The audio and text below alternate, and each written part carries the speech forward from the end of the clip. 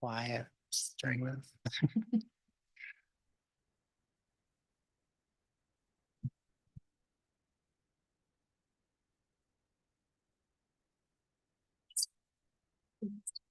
I know, yeah.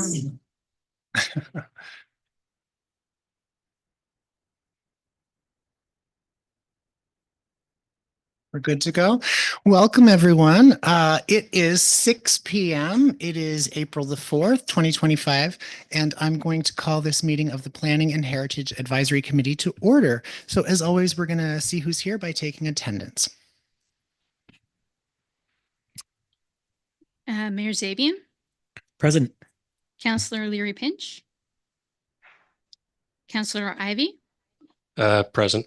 Councillor Leary Pinch did send a note. She'll just be a few moments late. okay, thank you. Tim Carr, I'm here. Jane Davis, Present. Paul Beasley, Guido Farlani, KJ Conyer-Steve, Present. Michelle Bourgeois, Mark Keogh. I'm present. Okay, thank you. Thank you, everyone. So a few announcements, as always, to start. The Westiance Regional Municipality acknowledges that we are in Mi'kma'ki, the ancestral and unceded territory of the Mi'kmaq people, and that this land is governed by the treaties of peace and friendship signed in 1726. Westiance Regional Municipality recognizes that we are all treaty people and have responsibilities to this land and each other. Westiance Regional Municipality also recognizes African Nova Scotians are a distinct people whose histories, legacies, and contributions have enriched that part of Mi'kma'ki, known as Nova Scotia, for over 400 years. Council and I, as chair, are committed to ensuring this meeting and its participants conduct themselves in a respectful and professional manner as outlined in the municipality's Municipal Code of Conduct.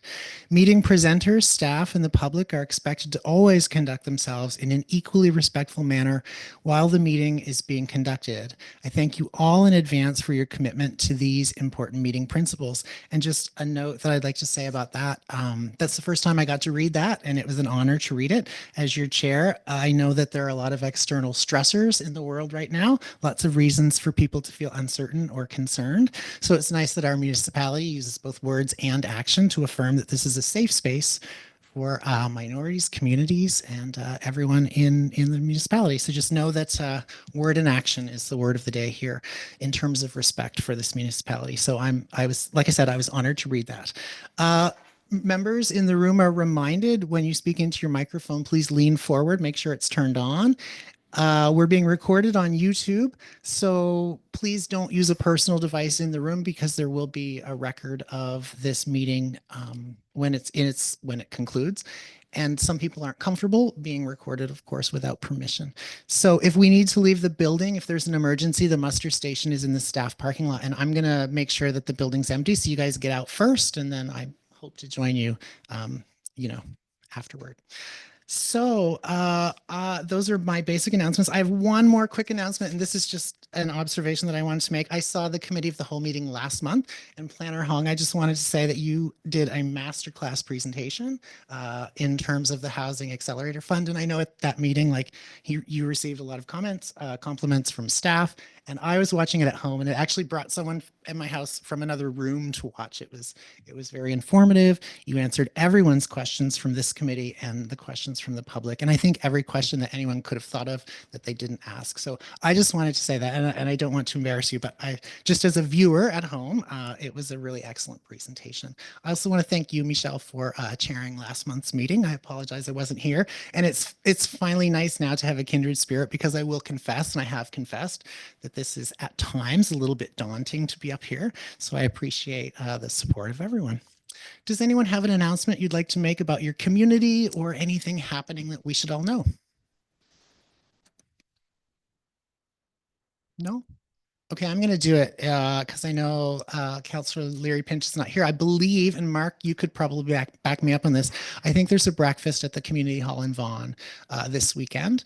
And if you're new to the area and you're not sure really where Vaughan is or their community hall, Highway 14, Chester Road, go past the cemetery, the fire hall, the store, keep going a little bit and you'll find the hall on your left, I believe. You'll see the parking lot full of people anyway. So I know that that's happening on Saturday morning. So be sure and go there for breakfast. Oh, Tim? Yeah. Yeah, just an update. That's not at the hall. That is the big breakfast at the fire hall. So that's at the fire station. Okay, so the fire hall. Great. Yeah. So, Mark, for those of us or I know where it is, but for anyone new to Hants County, the best description, Chester Road on the left. Chester Road in Vaughan, yeah, just past the cemetery on the left. You won't miss the fire hall. Okay, if you've gone to the store and gas station, you've gone too far, so turn around. Okay, thank you, Mark. We're going to move on, everyone, to the approval of this agenda with any additions or deletions. I can move that. Sure. Thank you, Jane. I'll second, Chair. Thank you, Mayor. So it's moved to second. Everyone in favor, a clear show of hands. And Mark, we can't see you, just an aye or a nay. If you're okay with things, we want everyone to vote. So, Yes, aye. Okay. Thank you so much. Unanimous decision there. So does anyone have a declaration of conflict of interest for any of the files or things that we're going to discuss tonight? Chair, not a conflict at all. I just need a favor when it's possible from anyone in the office to do a few copies of a document I have here to distribute to everyone present. Sure. Not just that. Thank you. Okay. We'll find a moment. I'm going to make a note for that as well. Thank you.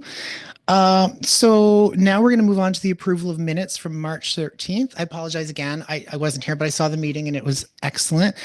So would anyone like to make a motion to approve those minutes? So move, Chair. Thank you. Second. Thank you, Mayor Zabian. Seconded by Councillor Ivy.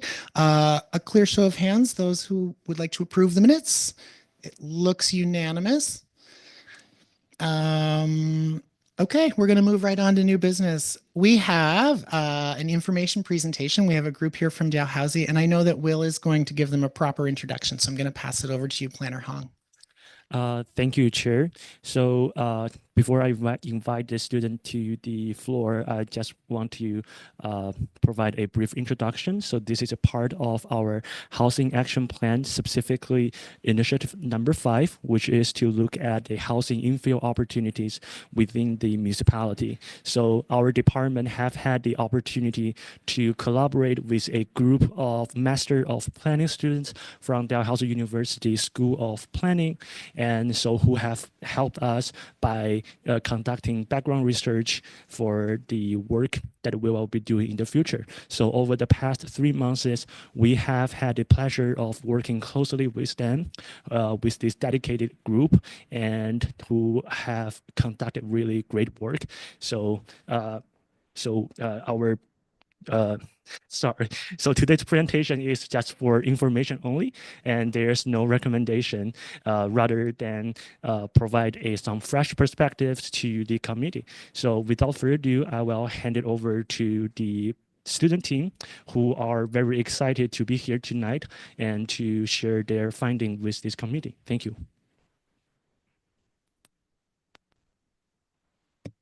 Sure. So just as you set up, I'll just remind the room and everyone. So it's always good to talk as closely to the microphone as you can, or be near it, and let us know your names as well before you begin to speak. It's nice to know who everyone is.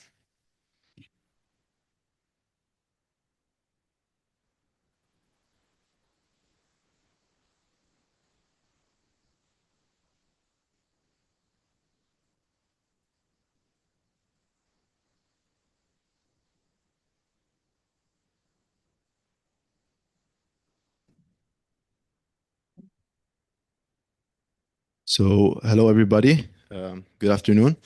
Can everybody see the slides on the screen? Everything's good? Okay.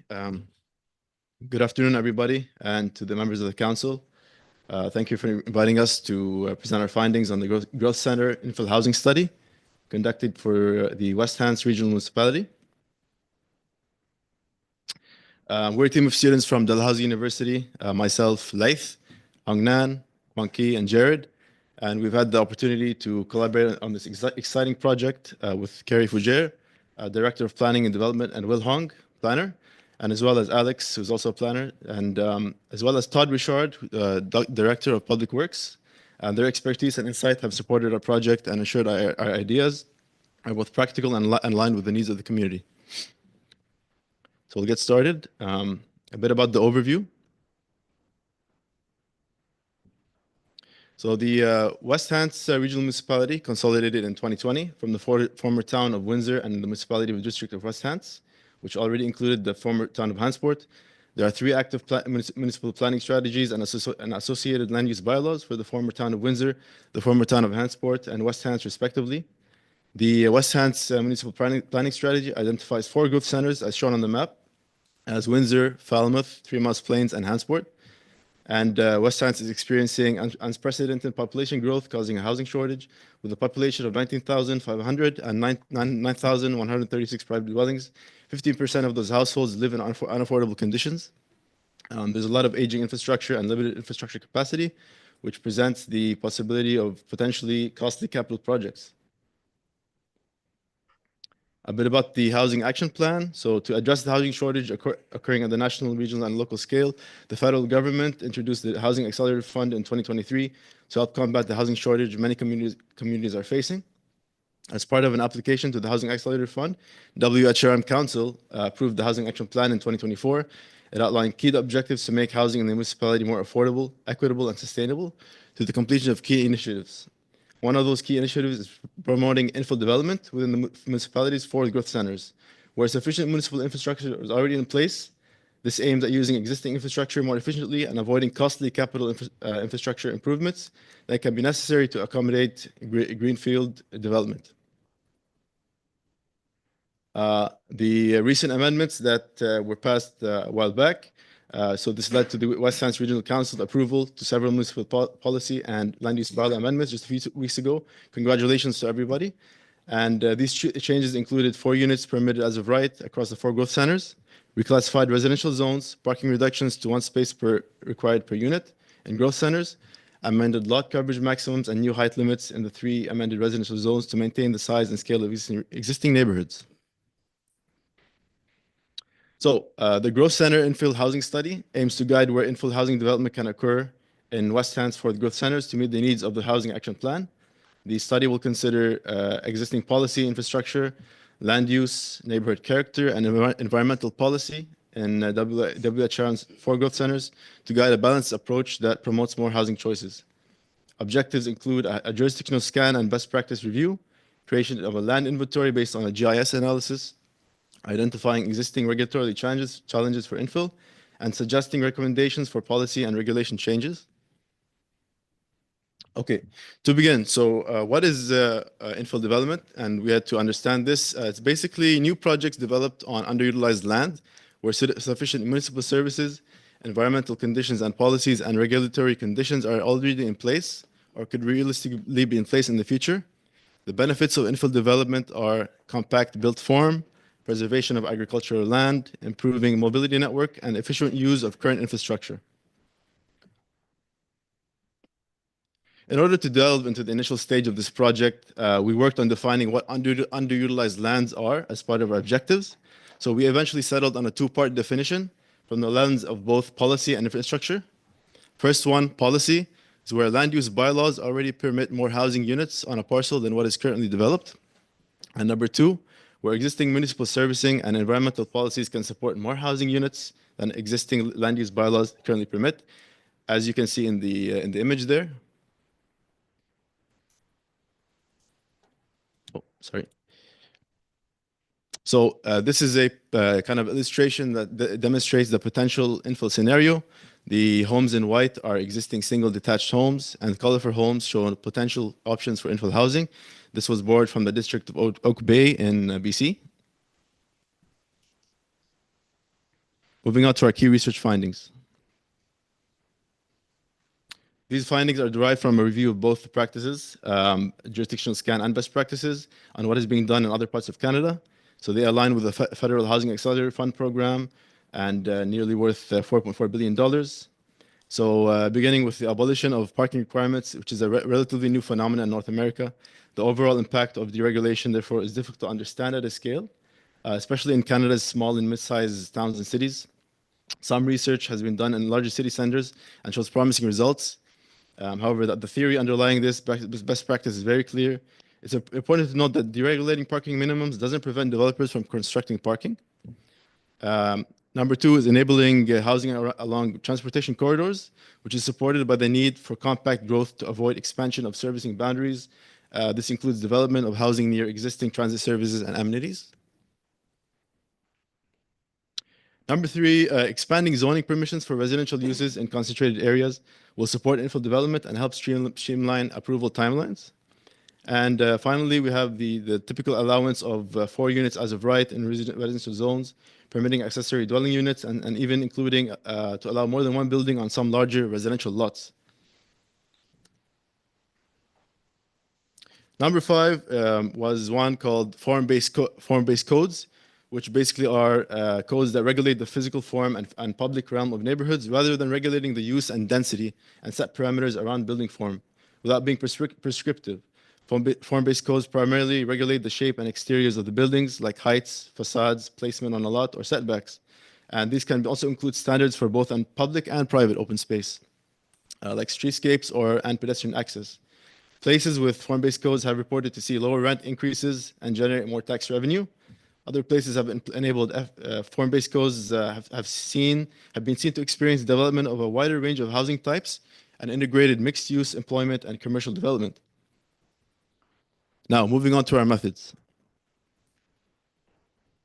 So the methodology is rooted in understanding and finding underutilized lands that have municipal servicing capacity and supporting policy, where infill housing could be possible. So what does this mean? So when assessing the capacity for infill housing, hard infrastructure constraints were considered, like combined sewer systems, current water pipe capacity, as well as existing sidewalk networks and other physical constraints. However, policy constraints like lot coverage or parking requirements were considered separately. These considerations were combined into a final suitability map, which I will define later in the slides to inform policy amendments supporting the infill housing. Data collection was informed by industry standard criteria as research and other similar analysis, and relied on available municipal and provincial data, as well as data from the Property Evaluation Service Corporation, such as number of living units. Data was of both infrastructure and policy type. And additionally, data from Google Earth Street View was collected to ground truth around 150 buildings, mostly in downtown Windsor, to look at the building typology and compare existing number of units. Municipal reports and staff knowledge were also used to inform some of the layers specified, as we'll be discussing further. So this is our evaluation criteria. So this is determined based on evaluating the infill housing development potential of each parcel, ranging from not possible to high capacity. So existing and potential data layers were compared on a 0 to 4 scale at an attempt at an equal comparison for all the layers. Sidewalks, so we scored sidewalks to account for network connectivity. The presence of sidewalks influences walkability, but shouldn't preclude development, as it can be a part of it. However, crucial to support infill development that makes residents' walkability higher. 0 was not a criteria we used. So number 1 is defined as no sidewalk in a growth center with minimal sidewalks. Number 2, that parcels have a sidewalk, but minimal sidewalk network in the surrounding area. Number 3 is parcels don't have a sidewalk, but the growth center has a well-developed sidewalk network. And number 4 is the parcel has a sidewalk and the growth center has a sidewalk as well. Building footprints. Now, we looked at the building footprint typologies using new CMHC housing catalog, which were released not long ago. These footprints were used in subsequent analysis to understand parcel areas, building typology from that. So the parcel sizes were chosen with sizes that are just above the building footprint typologies, as shown above and categorized on a scale from 0 to 4.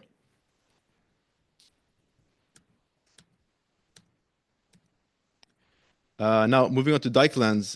Dike lands are determined at a provincial level and indicated risk for residential and commercial development, as stated in Section 12 of the West Hants MPS, Municipal Planning Strategy.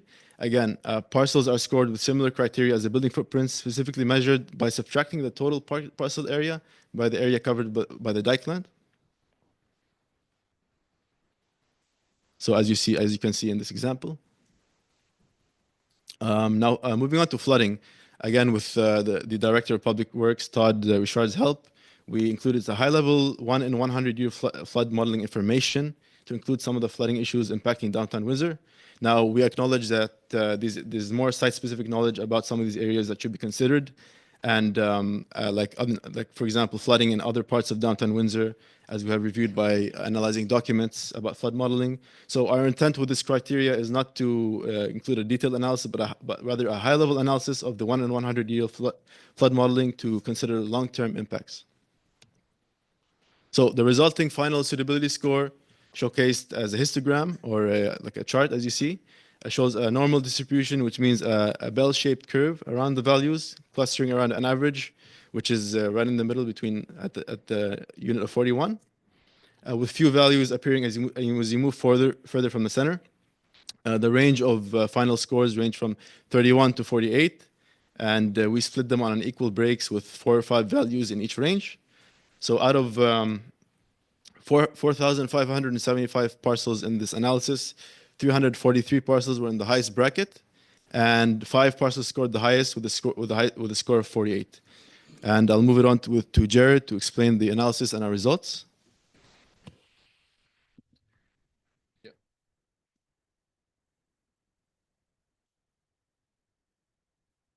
Thank you very much, Laith.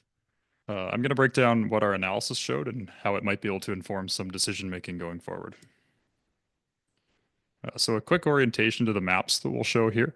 The scoring is shown in the bottom left corner of the screen. You'll also see a lot of the hatched lines shown in this map here. These are the dike lands. There are 2 ways of looking at the maps we're presenting here, like Laith alluded to earlier. The first is to look at the current buildings, land use policy, infrastructure, and environmental conditions and see what housing potential exists. We called this final suitability. The second way is to read these maps is to look at the infrastructure capacity alone to see which areas might be the best to support more housing infill. Basically, where infrastructure capacity is high but final suitability is low, the existing policy in place may narrow down the potential housing in these areas. Infrastructure and physical constraints includes things like water, sewer, and dike lands, and suitability adds everything else. So we'll walk through some of the areas that scored with high capacity at a more zoomed in level of detail. So you can see the difference there between final suitability and infrastructure if we toggle back and forth. So again, blue represents high and red represents none.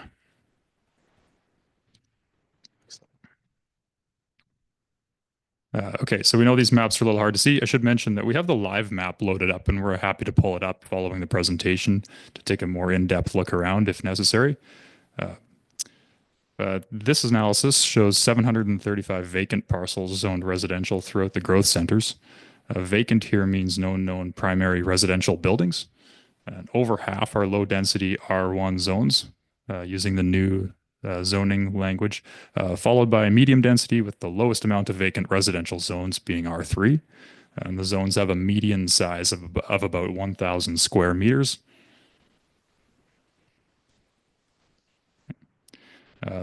This map shows how the vacant parcels scored. Maybe one main point to highlight here is the large red residential zone parcels at the periphery of many of the growth centers that currently show as unserviced, so a potential opportunity for future neighborhoods, but servicing would likely need to be built out in these areas. These maps show the parcels with the highest capacity in blue after considering all the criteria in our analysis. So that's the final suitability.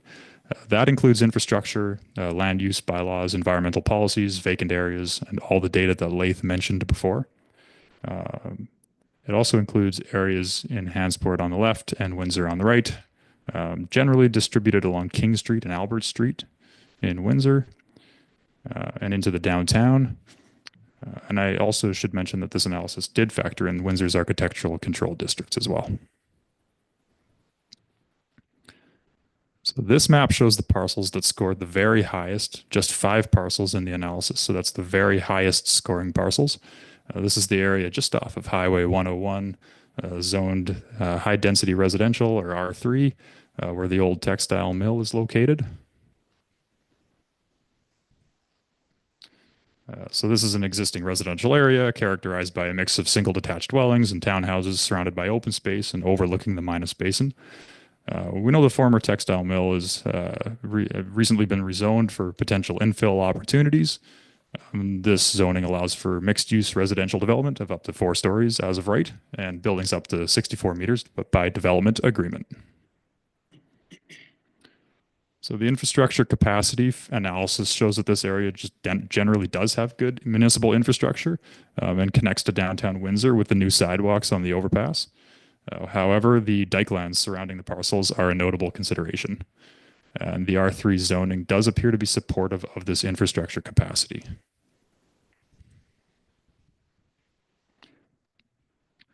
So moving on to Hansport, the analysis showed the commercial core in Hansport as an area with some opportunity for infill housing based on the infrastructure capacity scoring.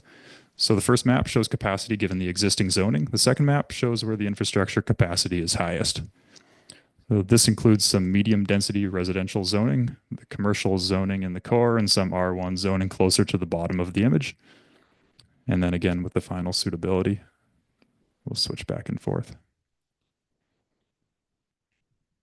So Hansport's commercial core is characterized by several large vacant underutilized lots with generally older buildings that include some really character homes and 1 to 2 story businesses. There appears to be high infrastructure capacity and adequate zoning to support some infill housing development. However, we do know that the water supply is currently a limiting factor in Hansport. We also noticed a clause in the land use bylaw that residential uses shall not occupy more than 50% of the gross floor area, which might be a barrier for infill housing in this spot. However, we do know that it also seeks to achieve other goals in terms of mixed land use. We'll switch over to Falmouth next. First, the final suitability and then the infrastructure map. We noticed 2 opportunities here potentially. We noticed a central area zone for highway commercial that appears to present, possible opportunity for a bit of a community hub, mixed use. In this area, the residential and commercial zones could look to be more integrated and expanded to enable more access to services and amenities for folks in Falmouth. However, it is just one large parcel, and this might require some subdivision opportunities. Second, there are several larger residential parcels at the periphery of the community that could present opportunities for future master plan neighborhoods. However, note the low final suitability score for infill housing. This is in part due to missing infrastructure like adequate sidewalks links, like Laith mentioned before, can be especially important for young families and might require build out of a full network.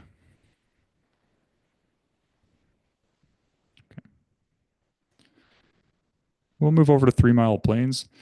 The third of 4 growth centers give a sense of what the analysis showed in this one.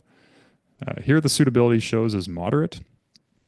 Interestingly, the infrastructure map scores as lower suitability relative to some of the other places, suggesting that the suitability for housing is high, but there is less infrastructure capacity. This might mean the existing capacity is low, or it could also mean that further build-out is required to accommodate housing infill here.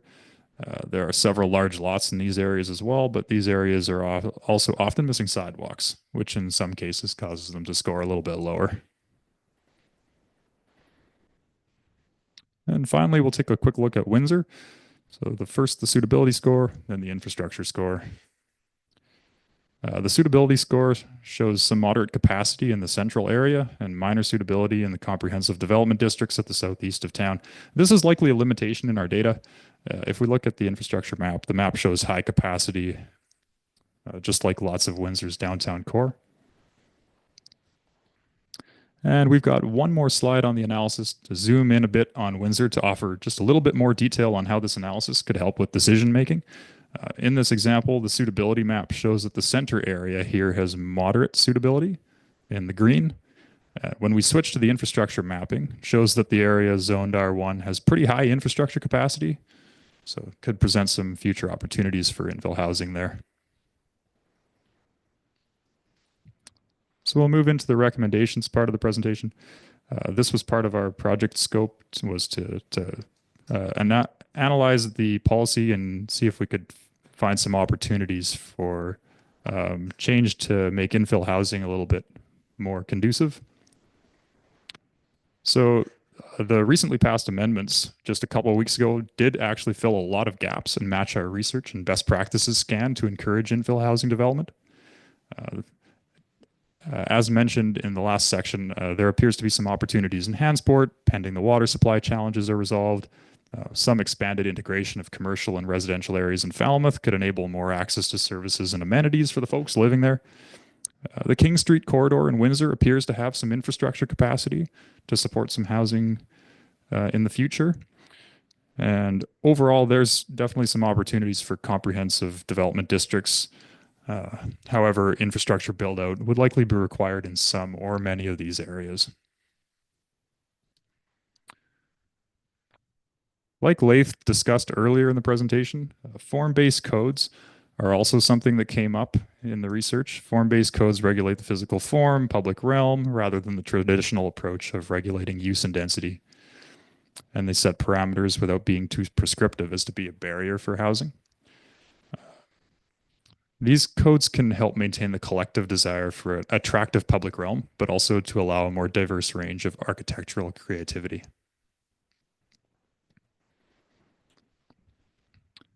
And finally, there are some further opportunities we found during our analysis. These include an opportunity for flexible parking reductions in appropriate areas like potentially student or senior housing or on small lots where housing would otherwise be prohibitive. Reductions in lot coverage requirements or potentially minimum parcel sizes could potentially help out in some of the commercial areas to allow for more mixed use development. With the architectural design control districts, there are real benefits of heritage districts to ensure design standards do not spread into the entire areas of towns and present hurdles for housing. However, they could present a moderate challenge for infill housing in those areas. So there's a bit of a trade-off there that we acknowledge. Overall, these types of opportunities as presented in the last couple slides are often aimed at creating vibrant and people-friendly places and community hubs that many people really love about the places that they live. And one or two more slides just on the limitations of some of this work. So there's always lots of other factors that go into decisions made about policy changes and infrastructure capacity and infill housing. So this study is just one piece of the puzzle to offer some more insight into infill capacity in West Hants Regional Municipality. Site-specific conditions are always in play, might include servicing constraints like water pressure, combined sewer systems, or environmental conditions like slope and slope stability.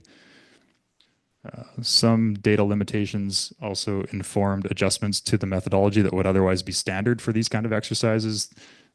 These analyses sometimes include other factors like building age or property values, improvement ratios, community amenities, and more. And finally, a few opportunities for the future.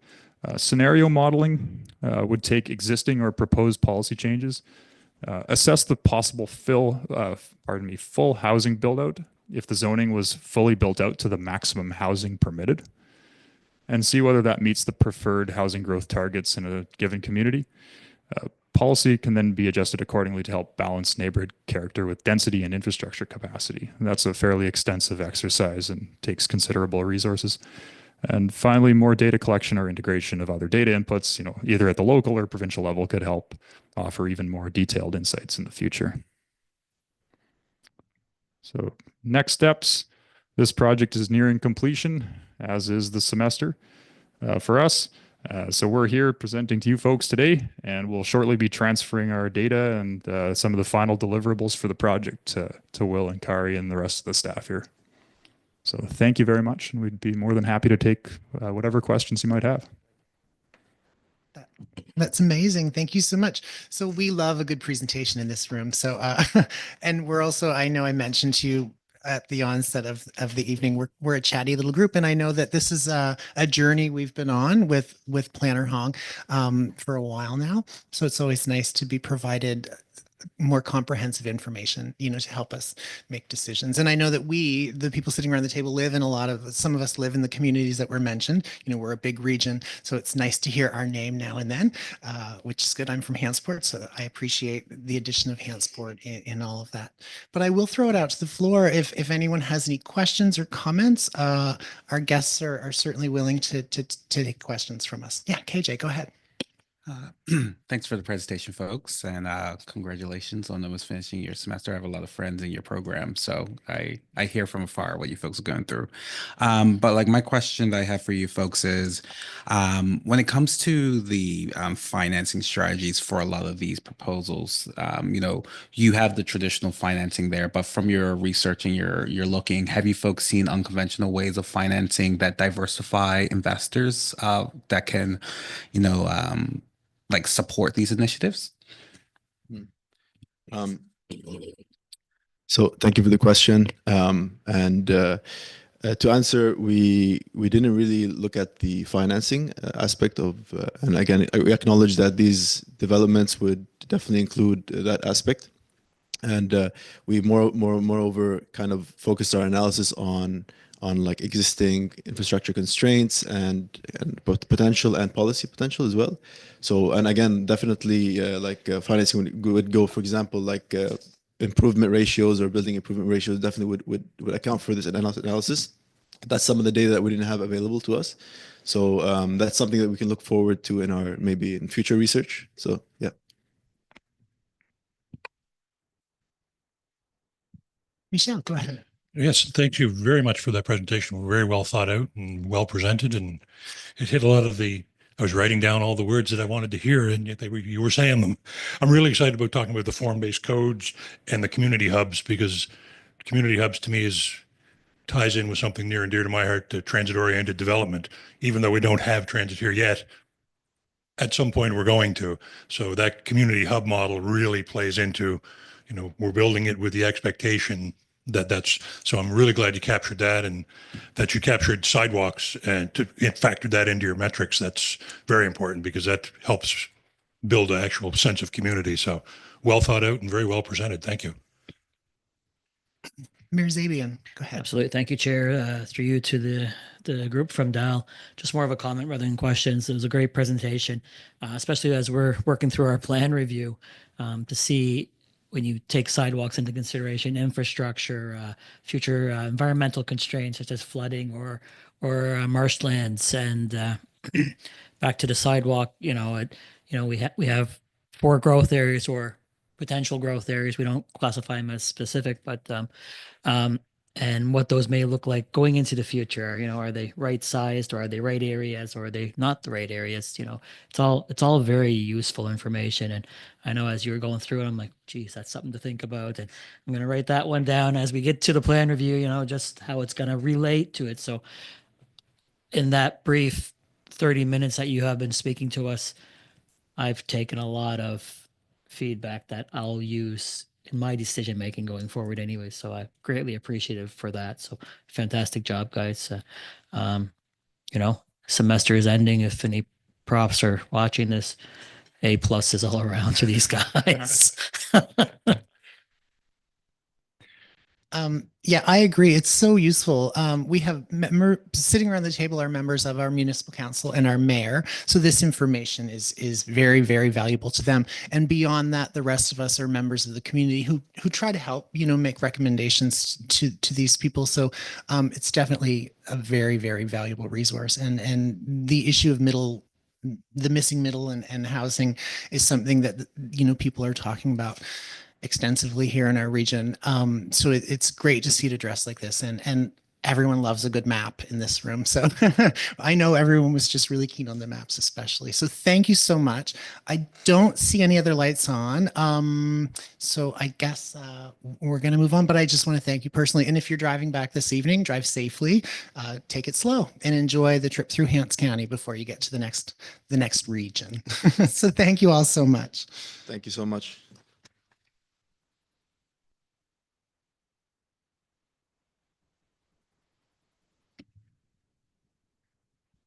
Okay, we're going to move on in our agenda to 6.2, which is this is another information presentation regarding the old parish burying ground. And we have a presenter here in the room. So I'm going to ask our presenter to really do the same thing, introductions and all that stuff. And just, yeah, nice and loud into the microphone. And we'll just pass it over. Okay.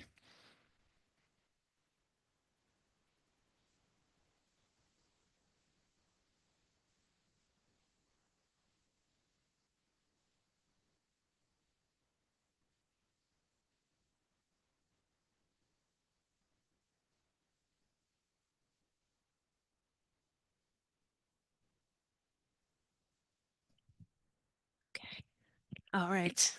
Okay. I know some of you, but those that I don't know me, I am Hartley Atwell. I'm the GIS tech. I work in the planning department here at West Hants.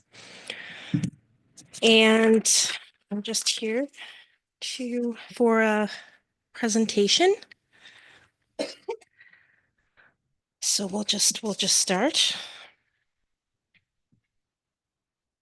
And I don't do this very often, so try to slow down and let me know if I say a lot.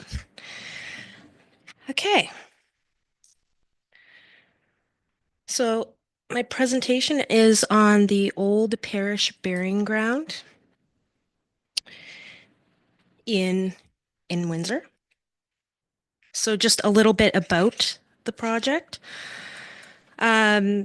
It got started when I was contacted by Juanita Giles from the Windsor Historical Society to see if we could GPS the monuments and collect data and photos and have them displayed on an interactive map.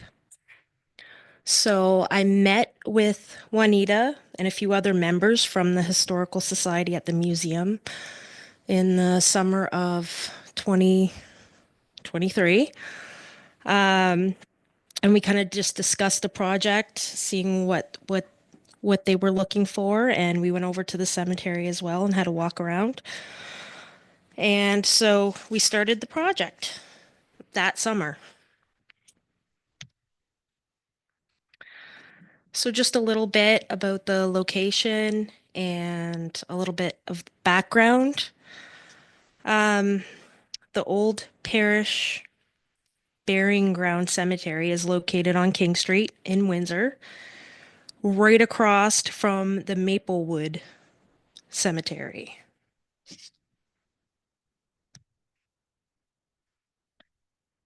Okay, so just a little bit of the features that they have there. It has a retaining wall, as seen here in the picture, gravestones, monuments with inscriptions, family plots with fenced-in areas. And here we have some of the information about some of the burials. I was able to collect 550 points, but there's approximately 810 gravestones and footstones. So in most cases, there was a monument and a footstone.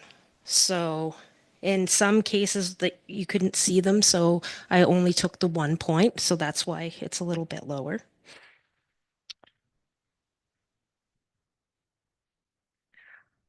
Okay, so as you can see here from the pictures, there we have an old picture that I got here. And it's no longer there anymore. There were 2 buildings that were on the property. One was a chapel, and it was also used as a schoolhouse from 1771 until 1804, and a church from 1788 to 1886. And they actually had a fire, and it burned down in 1892. And the burying ground was designated as a municipal heritage site back in 2007.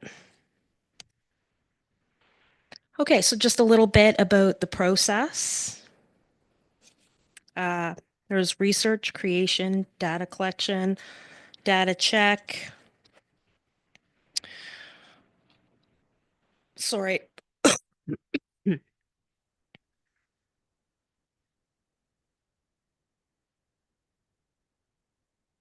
Okay, so as mentioned, with the help of the Historical Society, I was given a copy of a old paper map that was made, and it did actually help me along the way because they actually had some names on there that I couldn't make out a lot of the monuments because they were so old, as you can see here from the pictures.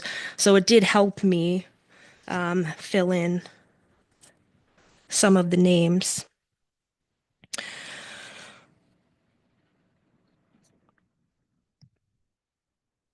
Okay, so part of the creation, I actually made new points and line shape files that were created in ArcMap desktop, and the fields in the point table were configured for the data collection.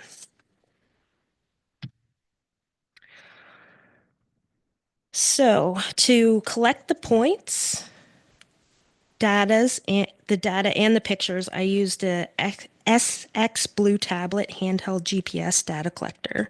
It has a built-in camera and 1.5 meter accuracy, or 2 centimeters if I was using the RTK, which is real-time chromatic, because it uses 2 receivers to receive more accurate positioning. So we do use that sometimes.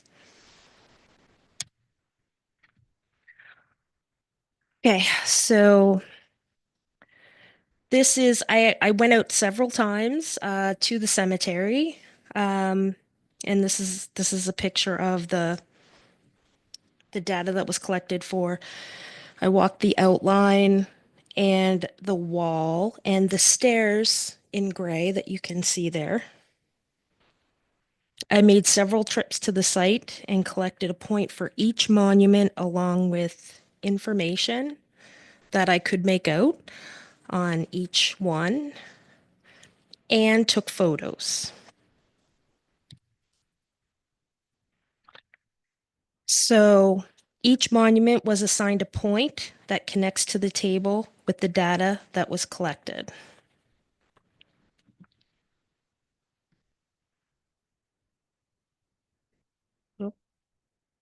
Um, if I couldn't make out the name, I just assigned it a number. So hopefully it can be filled in at some time because I'm still working with Juanita to get some of those names that we couldn't make out filled in.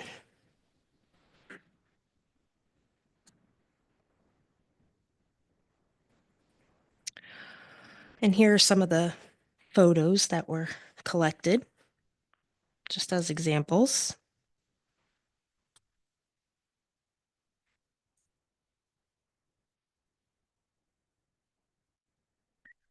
So here's what some of the data looks like on the back end of the mapping, the table where all the photos are stored.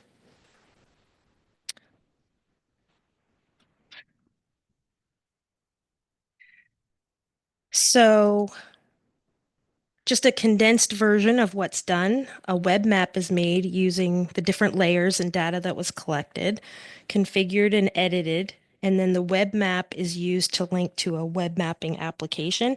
And the web mapping application is the front-facing map that you would see online.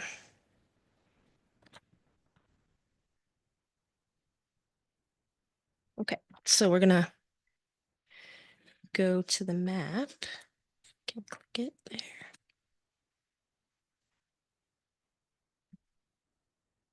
So like I said, this is still a work in progress. We're still trying to get some things filled in, but this is just the disclaimer.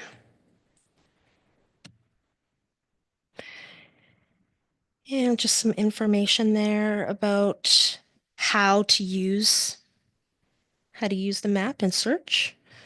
So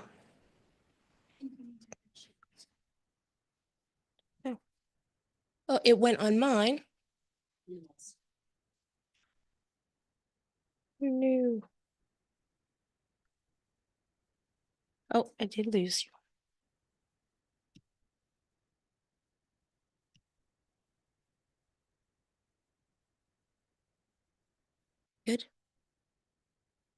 Yes. Okay.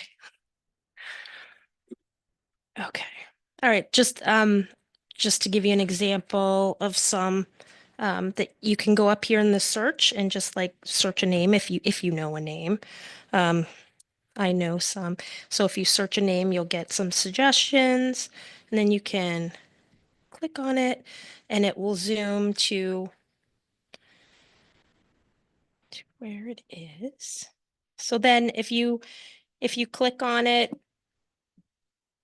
then you can see the name. This is just some of the information. So if I had it, I would put it in here. So just, their names and any relatives that they had or how old they were and a photo. We could try some more. They're all just some more examples. A lot of them, they're fallen ones and broken ones, but I tried to not miss any of them. Some had a lot of interesting information. Um,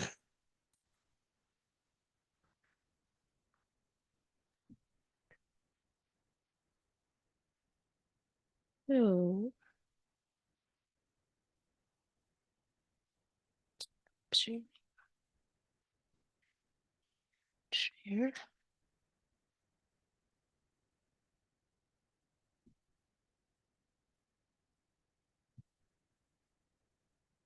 Yep.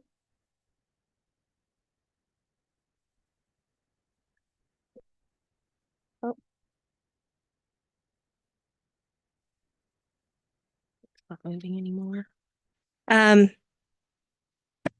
It's it's not cooperating, but I would that's about it. But I would like to thank the Historical Society for their help with this project. And like I said, it is a work in progress. I'm still working to add some links and more information about the monuments so that when you click on it, it will get linked to other things. And is there any questions? Thank you so much. I have to confess, I'm obsessed with cemeteries. I think they're like parks. I love them. And that's where tend to spend my lunch. If I'm traveling, I'll always stop at a cemetery. Information like this is so valuable to people I know who live away and come to the area to visit and want to do a little genealogy or to find out a little information about ancestors or even, ancestors of friends and things. So I know personally this is something that appeals to me because I do spend time in cemeteries, believe it or not. And I love the information that you can glean from cemeteries. And it's nice to see the photos. It's a beautiful cemetery. And I know I think most people know where it is. I know the retaining wall, it was just sort of rebuilt in the last few years. Yeah, it And was. yeah, They were there when I was there taking some points. Yeah. Yeah, a world of difference. It looks wonderful. So I'm going to open the floor up to questions or comments that any of you may have. So Guido, you want to go ahead? Thank you, Chair. What is the two questions possibly? What is the purpose and where the data go now that has been collected? Who is the recipient of the data? Well, I guess that would just be us and the Historical Society. They wanted to have a more accurate, something that they could go on and look and keep a record of instead of just having all the files. They have so much information and data over there. I think they just wanted it all collected. And also so people could go on and search for family members. So it will be available online. Eventually, it's not up to the public yet, but and we did do another cemetery in Hansport a few years back. So Thank you. Okay. Jim, Councillor Ivey. Sorry. Yeah, thank you very much. Hartley, thanks for the presentation. So it's not online presently. In other words, we can't go on and search for a family name in the graveyard yet. no, But as soon as I get the go ahead, then it will be. We're just waiting for a few more, like I said, links to be put on and a little bit more information on a few of the stones. And as soon as those are done, then I'm assuming it will be up. Thank you. And is it cared for, or is it intended to be managed by us or West Hants Historic, or is it still a combination going forward, or is there any sense of that? The maintenance of the cemetery. Of like further updating. So once you launch it, there may still be other information. Somebody may know something about a headstone or a monument that could share it. So Yeah, so that would be me. And I actually have updated the Hantsport map when new burials are put in. Then I get that information and then put it in. Also, like I said, Juanita Giles, she also has been helpful and with filling in some things online. So between her and I, we'll probably be keeping that up. that's great. Thank you very much. And again, because I know the genealogy is one of the biggest draws or demands on the West Hants Historical, so I can imagine that this will be a very popular and used service that exists there between them and you. Thank you. Mayor, I know you had your light on for a moment. Did you want to? Hartley answered my question, by the way. She's amazing with maps and a magician with maps, really. So she's done some pretty great things. I was just looking at the Riverbank online one, and I was looking for this one, but you said it wasn't available yet. But if you go on, it's pretty cool, and I know families have used the Riverbank one just for research, or ones who haven't yet been here yet, who are trying to research their history, and it's been a great tool for them. So it's a great exercise, really. It's also very helpful for like high school students doing research projects, university students, anyone interested in history who may want to do a little extra research. Guido. Thank you, Chair. Just a question on a possible wider, larger scope in internet and online. There is no prodding or interest from any company like Ancestry.com and nothing like that in the future. Not that I know of. It's just limited to our municipality. Yeah, no, not that I know of. Okay, thank you. Okay. I don't see any other lights on. So yeah, I just want to thank you again for coming in and joining us. We love presentations and we love information. So thank you very much. Thank you. Yay. So we're going to move on to 6.3 in new business, which is file number 24-26, a rezoning application. And Planner Dunphy is going to talk about this one. Thank you, Chair. I unfortunately or fortunately don't have a presentation tonight, so I'll just do a verbal report. I will put up on screen. Oh, pardon me. I will put up on screen my report that I shared through the agenda, though.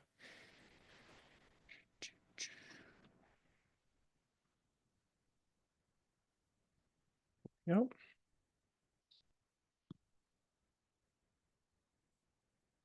Okay, so up on the screen right now is the discussion section from the report that I had submitted regarding 1177 King Street. At the last PAC meeting, members of the committee had some questions regarding this application.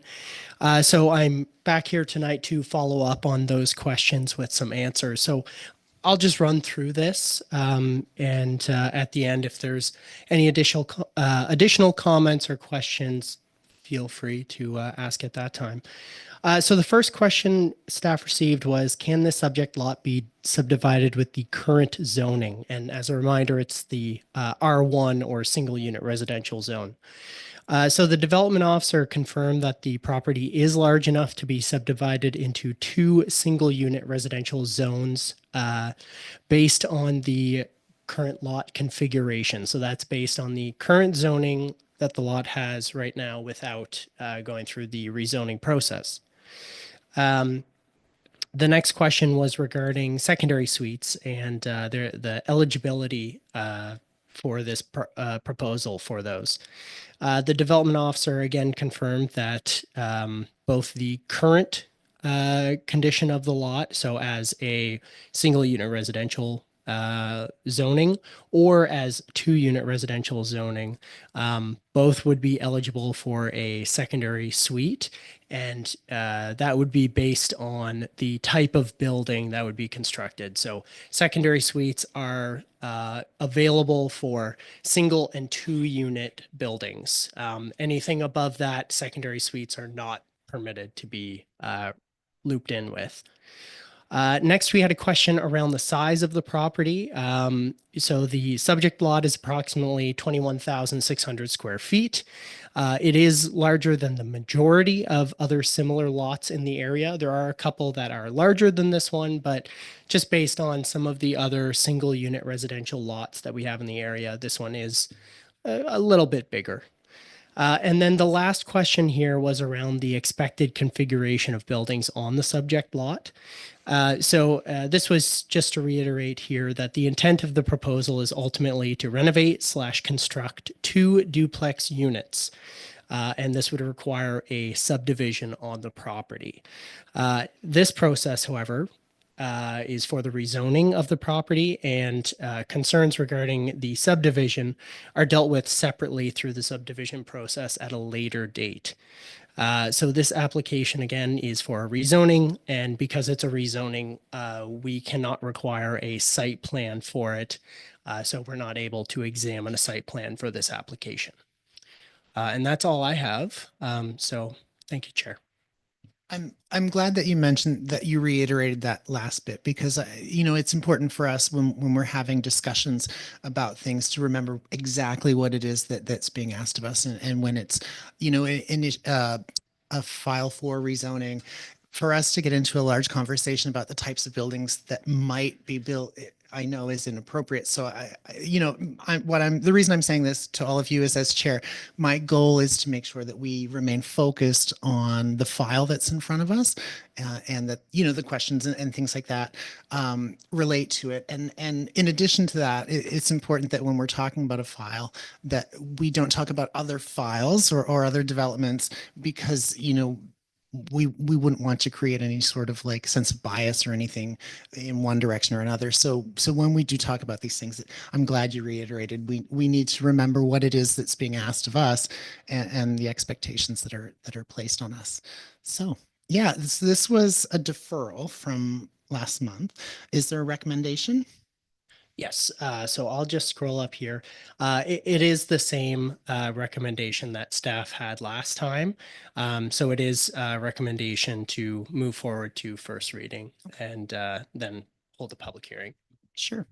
I'm gonna, does anyone have questions for Alex before we talk about the motion, about either the deferral or any of the information that was just presented?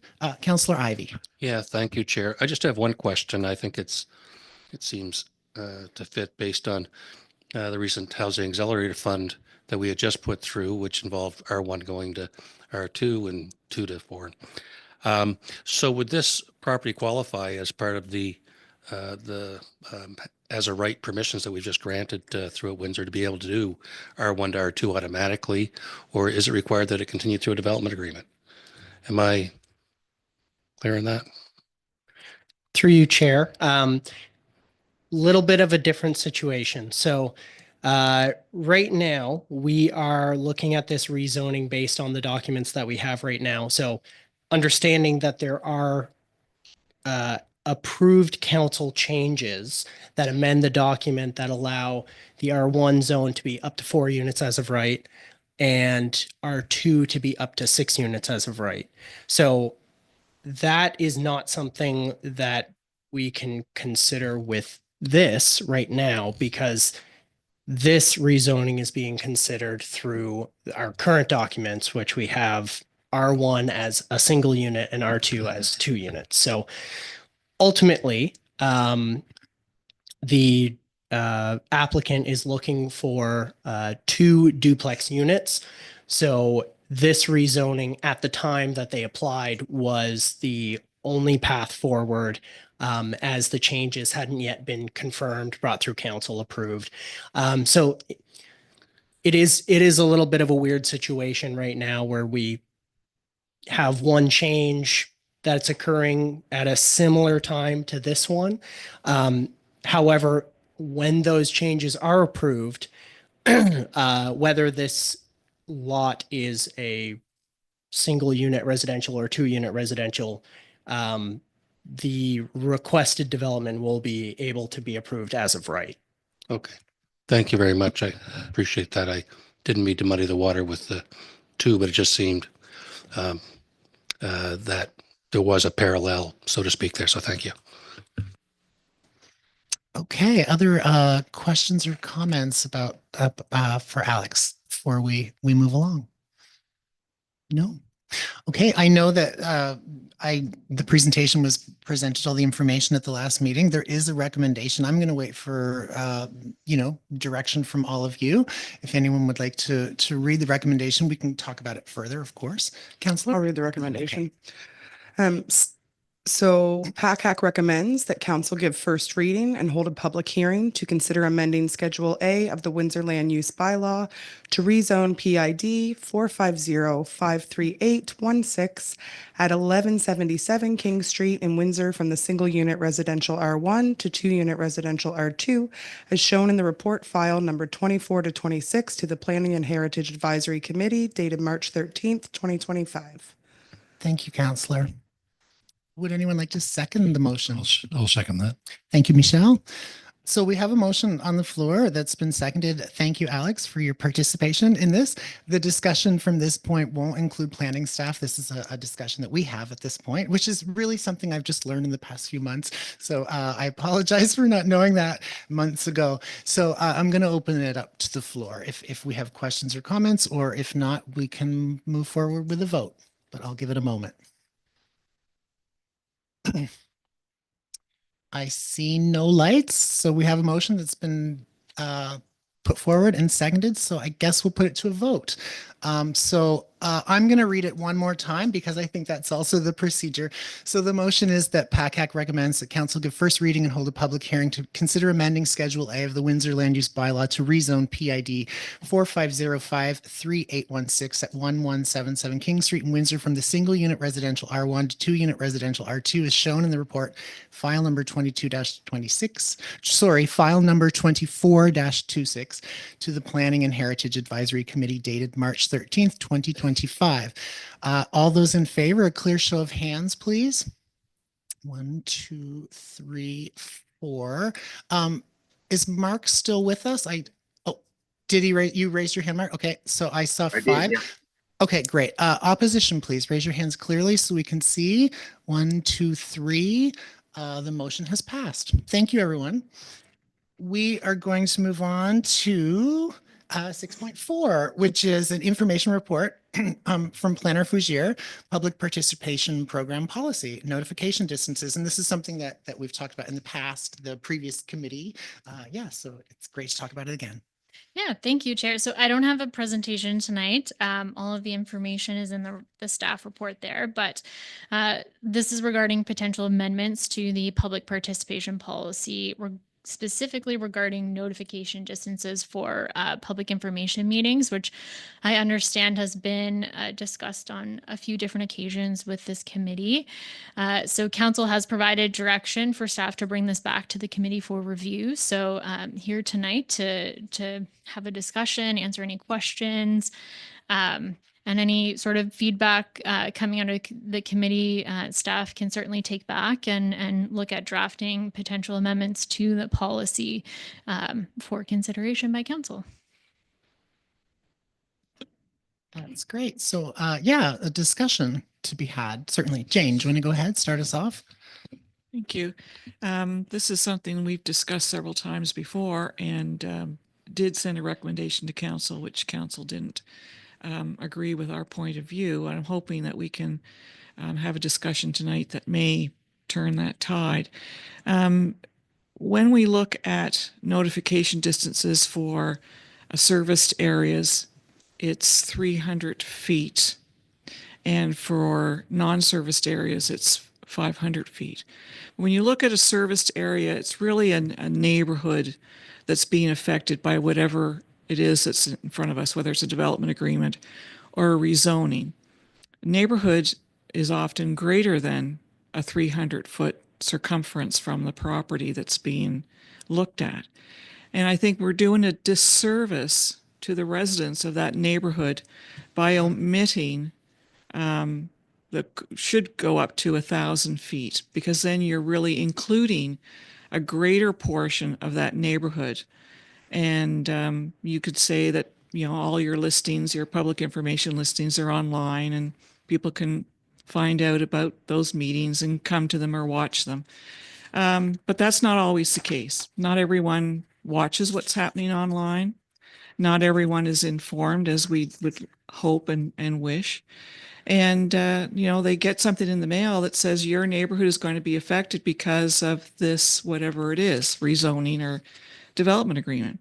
And then once notified, if they choose not to participate, then that is on them. But if we don't give them the opportunity to participate, and it's a neighborhood that's being affected, then I think we're doing them a disservice. And so that's why I think that especially in the serviced areas where you can actually find more people within that 1,000 feet that will be affected, the distances should go to 1,000 for all areas. Thank you, Jane. Jim, Councillor Ivey. Thank you, Chair. And I guess a question before I'd make the comment, just to see if I'm right on this.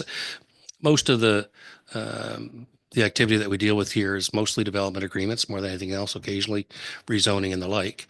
And the reference within the public participation is 300 or 500 if you're out in West Hants and not part of the Windsor specific area.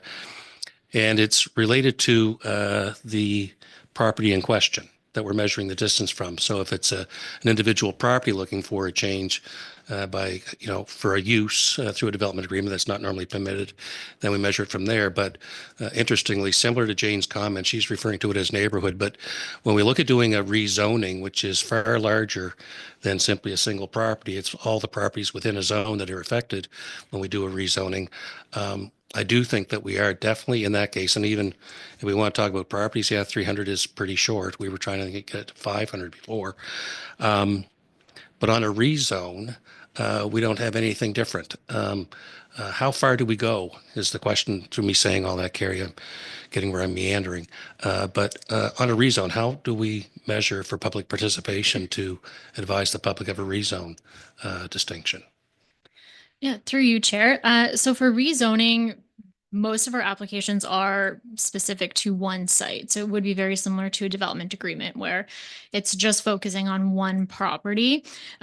So with Will's amendments that we've been talking about a lot, that is a larger sort of land use bylaw, MPS amendment, which warrants, you know, public meetings and a little bit more engagement. And that is actually written out into the policy as well. So for any kind of larger scale amendments where we would be looking at multiple properties, like in that Housing Accelerator Fund example, we would typically host like an open house and things like that. And that is sort of a municipality-wide engagement effort. So it's not really assigned to one specific site. So there really isn't a true notification distance for that.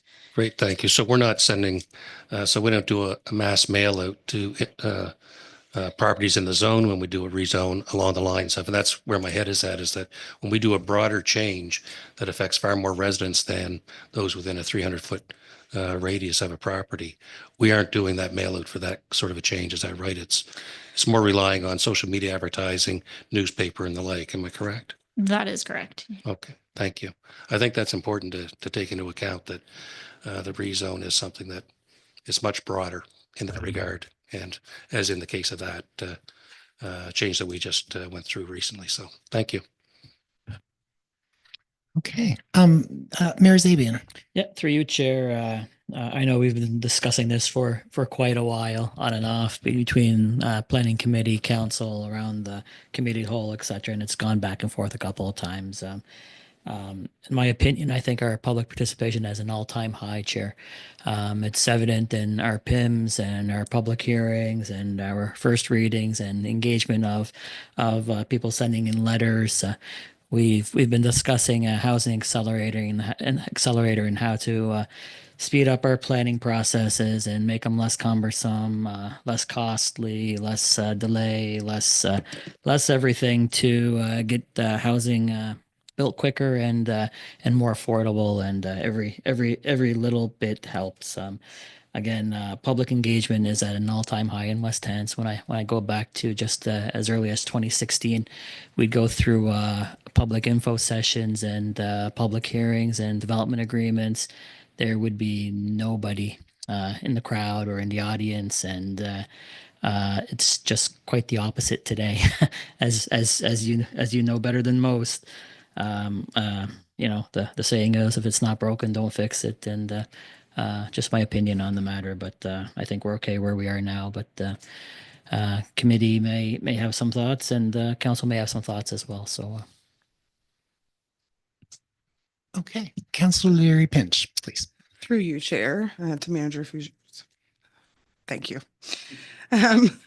So from my understanding, just to make sure that I am understanding correctly, staff had previously recommended these 3 points of changes, and when it went to council requested that staff take that back for additional information gathering review. So those were not approved. There was never a motion made on those staff recommended.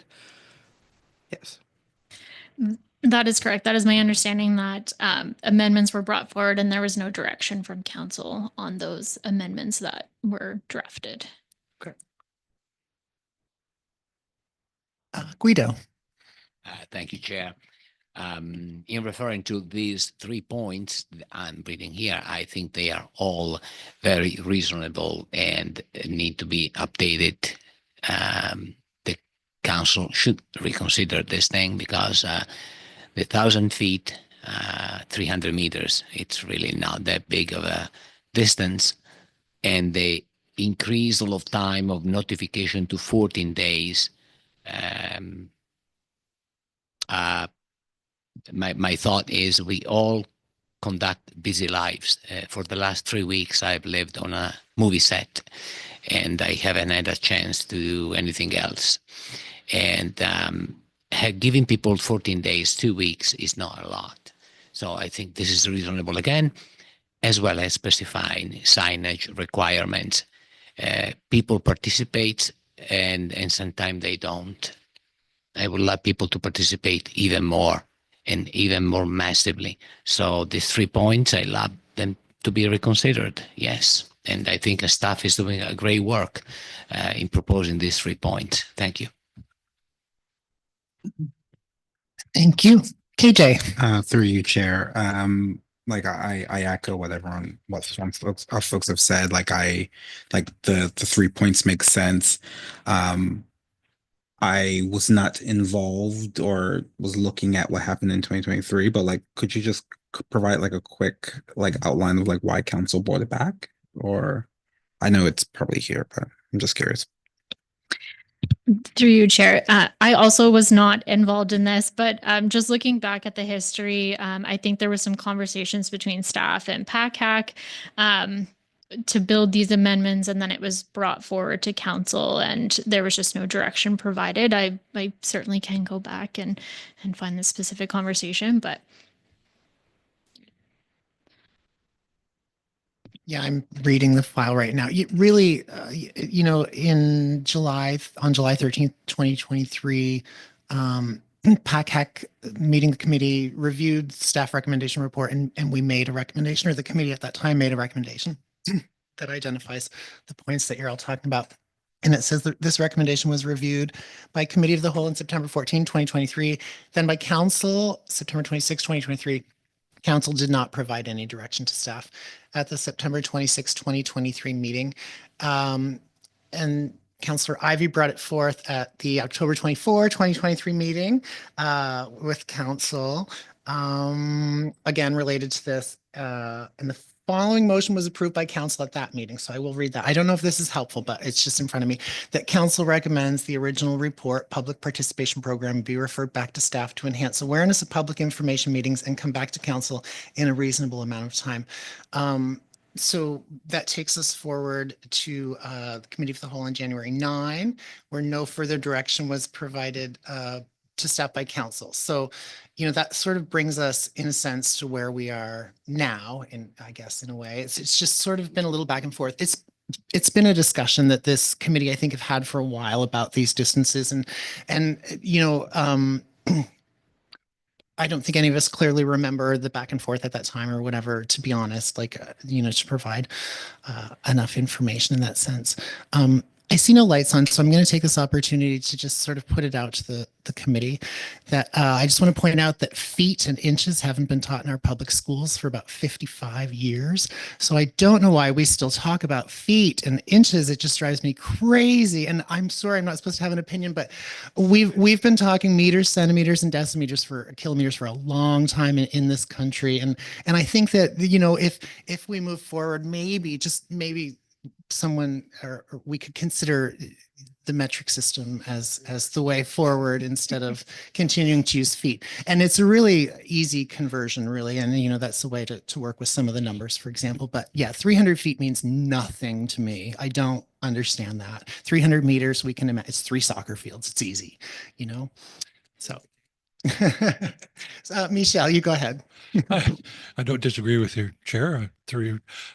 Just an observation. Something that we had worked on before I retired was a public engagement kind of guidebook that was publicly available to sort of demystify the public engagement process, to take them through the steps that, because a lot of realize there's staff resources to compile such a thing, but as a project down the road, something like that, a person may be able to reference that in plain language and may demystify the process and take a lot of the questions.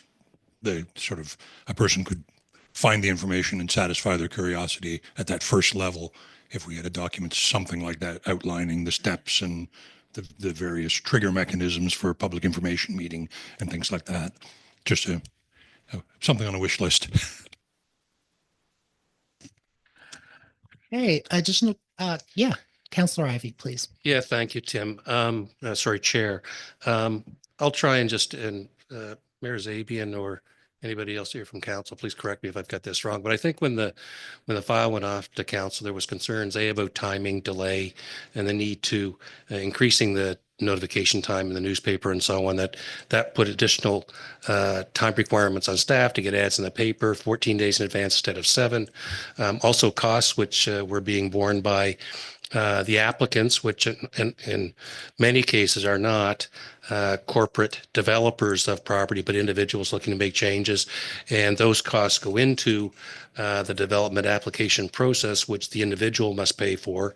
And, you know, at the end of the day, if we don't require the full amount of their deposit in that regard, they get back what's left over, but there's still a substantial deposit that's required that takes cash flow out of their pocket. And so I think that was the initial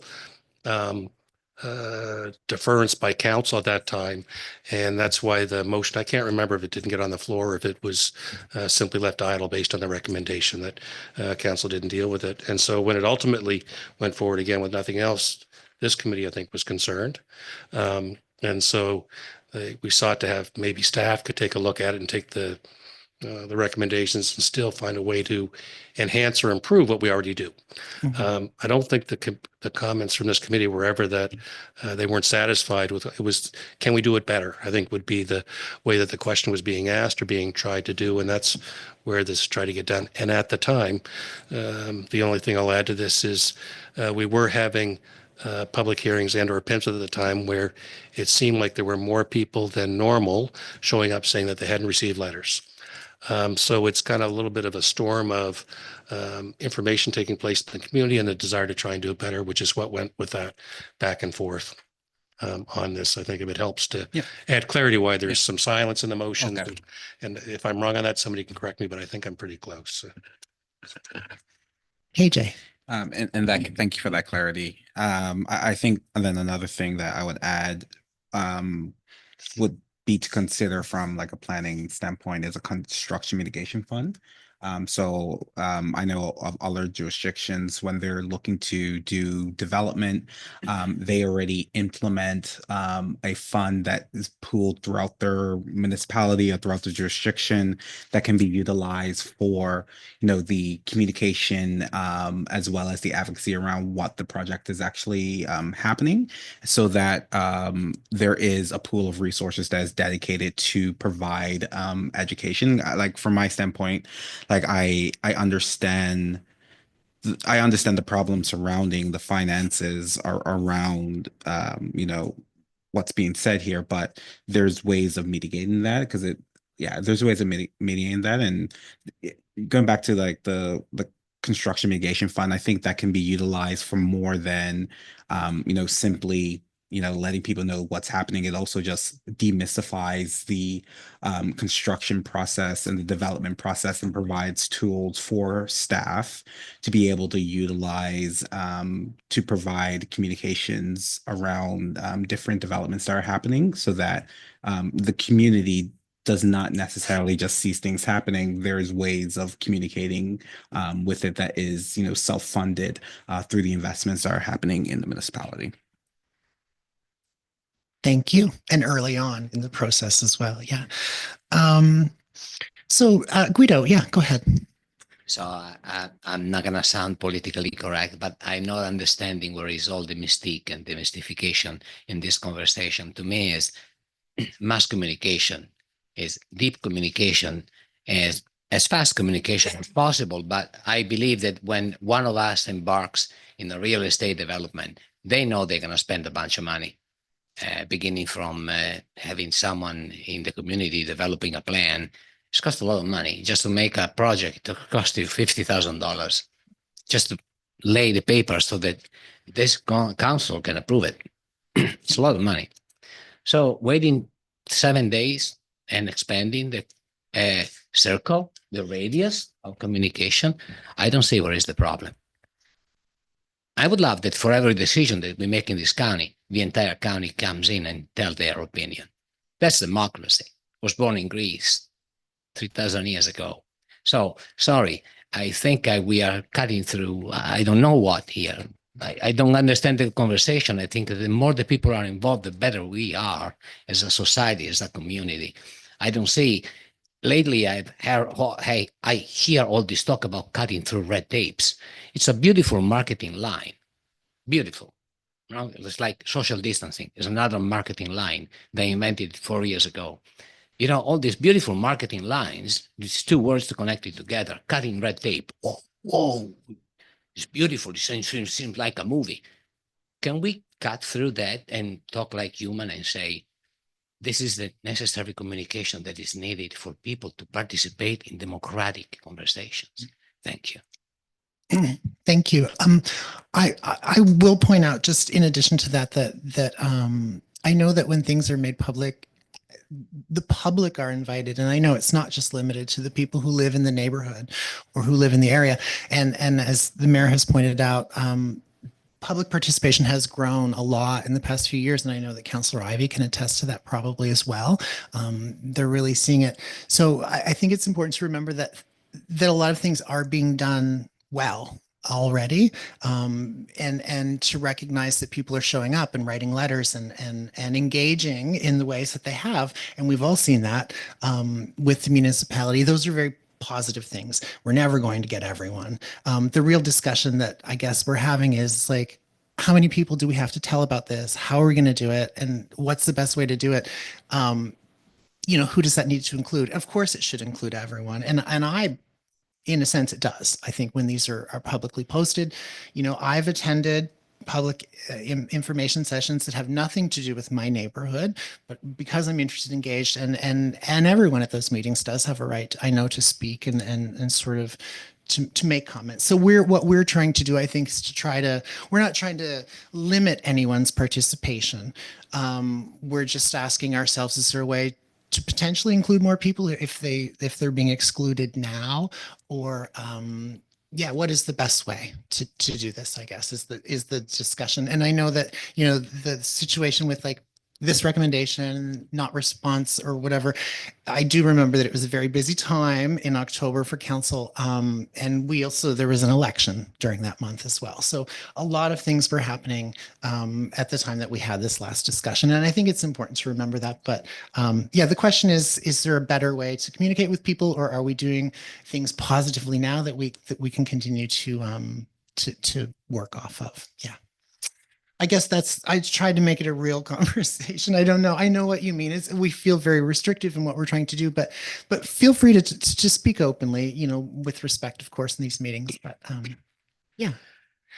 Mayor Zabian, do you want to go ahead? Yeah, Chair. Again,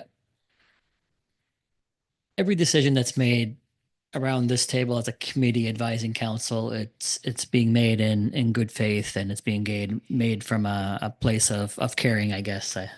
Again, I think that's very obvious. When it comes to around the council table, council has to weigh and the benefits, the positives and negatives. It weighs multiple things at the same time, and I think councils of throughout time have always wished for more public engagement, have always wished for every person in the county to have a say, whether it's a development in Handsworth, a development in Cheverie, or wherever it may be. That'd be the ideal situation. But then there's reality that you'll never have everybody weigh in. You'll never be able to wait for everybody to weigh in. Some people care about applications more than others. Some people agree and just don't care to make a comment on it. I know we've heard in the past residents use as a means to say no to an application. Well, I didn't receive the letter. I didn't know about this, so you should say no to it. Just because. I think comments come from many places at the same time. But on the other hand, it's not always a large developer who comes in to make an application. When we talk about 300 feet as opposed to a 1,000 feet or 1,000 meters for somebody who's looking to do a home-based business who requires a development agreement, for example. For them to come in and pay a $1,600 fee, which I think is roughly rated what it is right now, that's an insurmountable expense to that individual, which now puts them at a very big disadvantage. And we've had those multiples of those in the past. So there's many things that me as a member of council has to weigh when I do my decision making, and just there's always many things. Again, public participation is always front and center, and we always want more of it, but there has to be a balance as well. Thank you, Chair. Councillor Leary Pitch. So through you, Chair, I think if the first couple might be for Manager Fougier, so I have 3 points of question. Correct me if I'm wrong, which I may very well be, but council can request with any development agreement for a larger notification distance than what is specified within the policy. Through your chair, great question. I'll have to have a look at the policy. I'm not quite sure about that, or if we've exercised that in the past. Okay.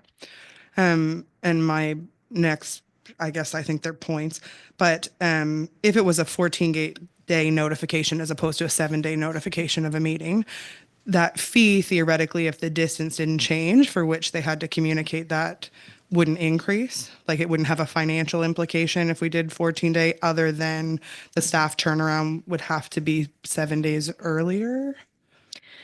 You're correct. Yeah, it wouldn't be an additional cost. Okay. So I don't know. My thoughts would be, if we're looking at trying to find a middle ground, a 14-day notification wouldn't have a financial impact, like Mayor Zabian is talking about, that being difficult for people who are not, large corporations looking into development agreements. And I do know, I think it was pointed out before, and it was in this report somewheres, that having the PIMs within the community for which the development agreement is occurring would be beneficial, I think. Like that might get you additional public notice without going outside of the distance, because it typically that would be at a local community hall or a local center within that community if possible. And so people talk within communities throughout West Hants, and that might, without any financial implication, generate greater communication in and out of itself. Thank you very much. It's a really good point about the community and the location of the PIM. That's really intriguing, and a thought I think we should all sort of put in our heads for a moment. Guido, I'm sorry it took me this long to get back around to you. Go ahead. Perfect, Chair. Thank you. Of course, I was hyperbolically talking when I said that the entire county should participate in the decision making, but I found this number absolutely reasonable. What I don't understand now, if we need a motion for this committee to request council and a motion to, because I wasn't part of the PAC at the time in 2023, so I didn't know a thing about this until I read about it. And I think the 300 meters there is an absolutely normal number. We learn it pretty fast when you go on the highway and you see how fast you reach, right? This is not a kilometer. It's not 1,000 meters. It's a 300 meters. And I think that's a radius of interaction for me to go from my home to the beginning of downtown, which is impacting my community. So I am unclear on what we are asking this committee to do tonight. So what we're doing right now is we're really just having a discussion about something that, had come up before, knowing that there are new people around the table, because I know you weren't here when NKJ wasn't here, and maybe Michelle, when these initial discussions were being had. And I know that, it was of importance to people on the committee that we have this discussion again, just to sort of revisit it and to look at these numbers and look at these points and see if there's anything that, there are a couple of things that we can do here. We can continue this conversation. We can end the conversation and we can defer and talk about this again.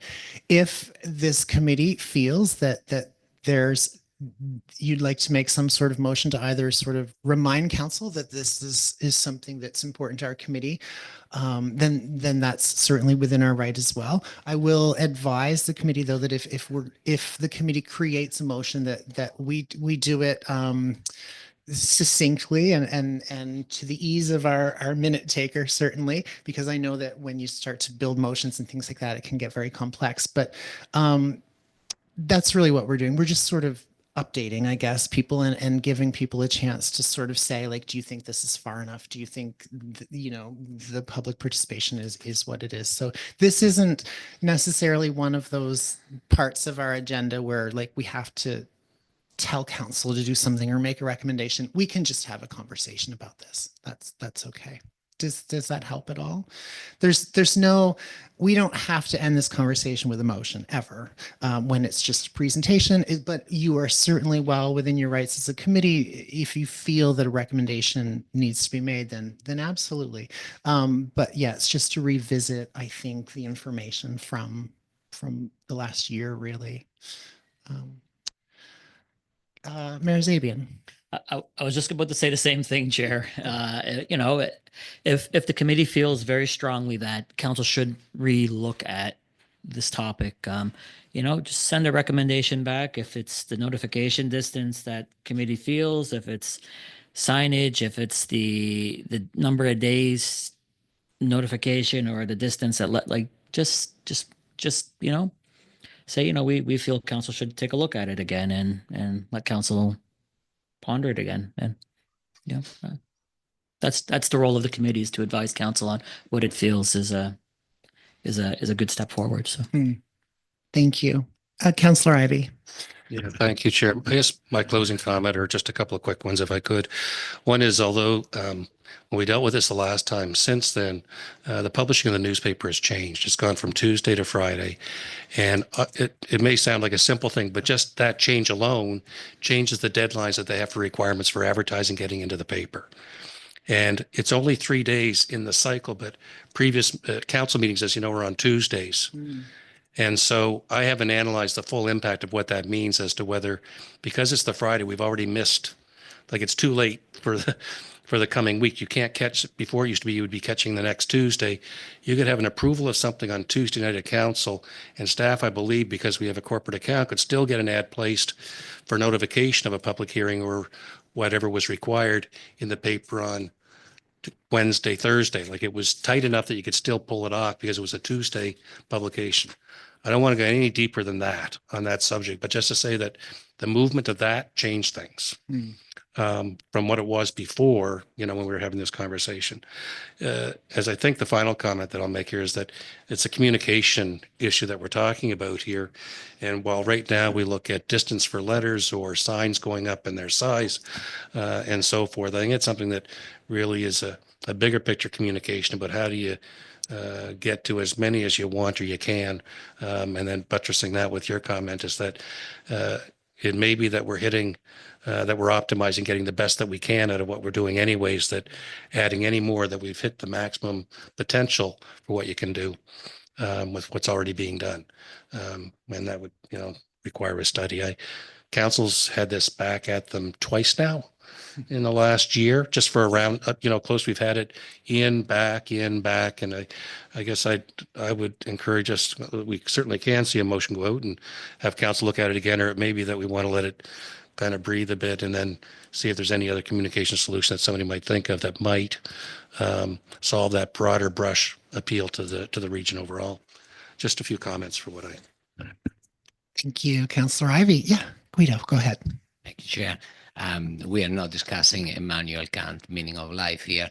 We are deciding a few numbers and distancing. So I think Mayor Zebian read my mind. I thought we can just make a simple assessment here. And if we decide to send it back to council for consideration, reconsidering the 3 points, we normally accept and pass pretty quickly anything the staff proposes. Recommendations are normally read, and then we pass it and we make a motion. I don't see the difficulties in this passage. I wouldn't waste 1 more minute on this discussion. I would just know, personally, I would bounce it back to council for the consideration of the 3 points as staff suggested. This is my thing tonight. If that need to be deferred because we need to ponder more on that, I am fine too. But I think council should look at that and go on. Okay, so we're sort of at a point, I guess, where we're going to decide at the moment if we want to sort of make a motion. If anyone would like to make a motion. Oh, sorry, Mark. Is that you? It is. Yes, sorry. Oh, we don't see you anywhere on the big screen. We didn't forget you were there, but go ahead, please. Oh my gosh, I hope you haven't been waiting long. No, I haven't, and I apologize that my camera's not working. I got a brand new laptop, and I'm about ready to throw it out the window. So, but just one comment, really quick. If communication is kind of the discussion, from where I look at it, we've got a notification distance. It's kind of a one distance fits all, but a lot of the development agreements, they range from a various. They can affect maybe 2 of your neighbors, or they could affect 3 entire communities together, but they all have the same notification size. So if I was to err, I would err more on the side of more communication. If you're just going to pick one size fits all, or maybe you want to look at different notification radiuses for different types of development agreements that may impact more residents. But if we're going to pick one distance, I would suggest maybe leaning more towards a broader distance that would include more than less. Thank you very much. That's great. Yeah. We have 2 distances now, Chair. So we have one for the urban area, and then we have one for the county itself. So we do have those 2 distances as is right now. So yeah. And we're going to find out, I think, for our next meeting, if council can ask for that distance to be increased, certainly with development agreements or things like that. Pardon me? Sorry. How would they know ahead of time that something has been applied for to ask for the distance to be varied. It doesn't, the distance is a done deal at the time of the application. I, through you, Chair, may I just add, just looking at the policy, so I believe that the policy speaks to council may specify a greater distance for notification within a land use bylaw. So they can, within the land use bylaw, add regulations around increased notification distances. So not on an individual application basis. This is what we're trying to do. Okay. Additional questions or comments or guidance from the committee, which is always what I'm looking for here. Like I said, there are a couple of things we can do. We can continue this conversation in future, or we could make a decision right now about how to push forward with this, if that's the will of this committee. If you'd like to, make a motion to have council revisit something again, then that's certainly within your capacity for sure. Or we could move on in the agenda, which is another option. So I'm going to ask what you all think. Jane, yeah. Can we defer the decision to the next meeting? It gives us a month to ponder what was said here tonight and then come back and decide whether or not we're going to make a motion rather than do it tonight. I do like the deferral. And the reason I like it is because because, our fan base is growing. People are watching us on YouTube. I expect that this conversation that we're having about the public might beget some correspondence, to council or to councilors individually. And we might be able to, have a little more information from the public as we move forward. So I think what I'll do, if it's okay with the committee, and you can overrule me with a unanimous vote. But I think I'm going to defer this and we'll put this on the agenda for next month if we need to, or at least add it to our question and answer to follow up with staff and with the rest of us. Is that good with everyone? Okay. Yeah. I know we can't, if you happen to be able to, Carrie, when we do have it back on the agenda, if you could, adjoining municipalities, I know that Mayor Zabian says they're different, but I think it would be good to just know what their specifications are maybe in comparison to ours. If that's an easy thing to acquire, I don't know if it is. Through you, Chair, I think it might have been included in past reports. I just didn't include it all in the information report, but I can reference those reports that there was a bit of a table of a jurisdictional scan on that. So, KJ, please. Through you, Chair. And then also, is there any way to provide like the fee structures that are connected that like potential developers or investors have to pay connected with that as well? That would be helpful. I'm going to make a note of that. I'm just writing down everything so that we can have these. No, as long as one of us gets it, it's okay. And of course, the minutes are always excellent for our meetings as well. And we'll acknowledge these things. Okay. Thank you, everyone, for that. That was a nice, robust conversation about a very important thing for our public. We are going to move on. I also want to mention just that in your package, of course, I just lost my page. There's a wonderful document, the West Hants Regional Municipality Public Participation Program Policy. The entire document is very, very helpful for all of us. I read it like a year and a half ago, but I know that the municipality have made some changes and that it's just a great thing to revisit. It's very helpful for me and I think helpful for everyone to kind of have a good look at that. Yeah. So 6.5. 6.5 is you, yeah? We're going to move on. Chair. Again, I don't have a presentation for this. This is just purely an information report because at the last committee meeting, there was a question raised about the name of the committee and process on how to potentially change the name of the committee. So this report just briefly outlines that. So it would be an official amendment to the meetings and committee procedural policy under Appendix K, which is the essentially the terms of reference for this committee. So yeah, I've nothing else to add, but if there's any questions, let me know. So about the name change, yeah, I know pack hack sounds terrible. Guido, it's not the soft C sound that other languages have, but it does sort of require action from council if that's something that we feel strongly about. I did watch your meeting last month, so I have a sense of how you all feel. But Guido, did you want to add to that? My two suggestions were properly. Mark pointed out that if we go for PHAC, it becomes fuck, and so that's not going to sound good. And Mark pointed it out. They didn't think of it because sometimes I don't think in English. So either we go for the real name, which is Planning and Heritage Advisory, which is PAHAC, PAHAH, and we solve the bad word, derogatory term that could sound out of the other solution, PHAC. And that's it, because PAHAC sounds terrible. It basically is Planning Advisory Committee and Heritage Advisory Committee. It takes a lifetime to say it all. That's it. I don't know. I'm not strong held on that, and I got to have it. It's a suggestion to make an acronym sounding like what we really say, or simply PAC and cut off the heritage. Yeah, that's it.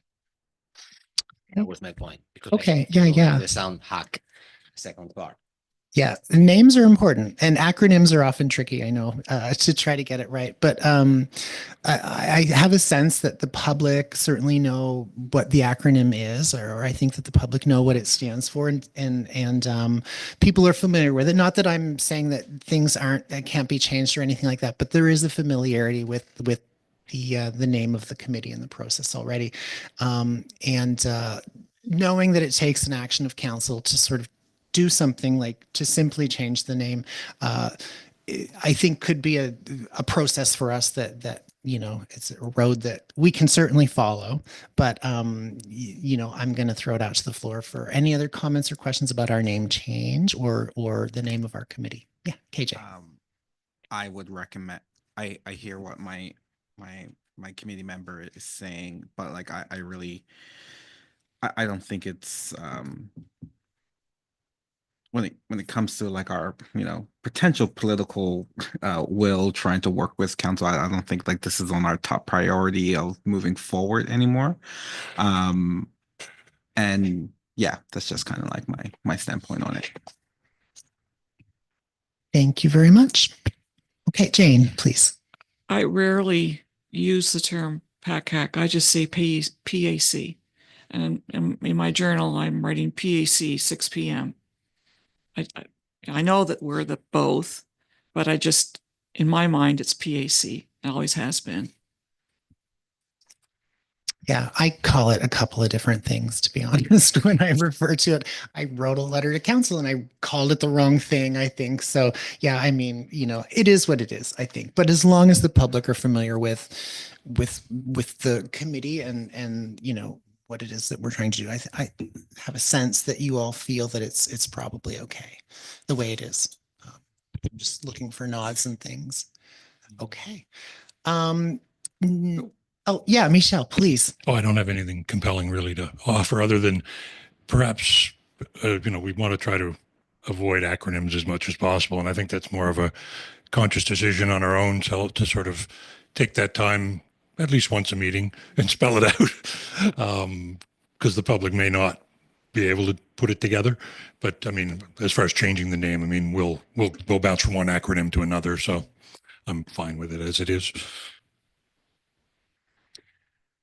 Yeah, Mayor Zabian, go ahead. Chair, in theory, we are two different committees. We're the same individuals around the table. We actually are. When we sit here, we are actually in Planning Advisory Committee right now. And then if we have a heritage file, then we switch to Heritage Advisory Committee type thing. So it's not broke, don't fix it type thing.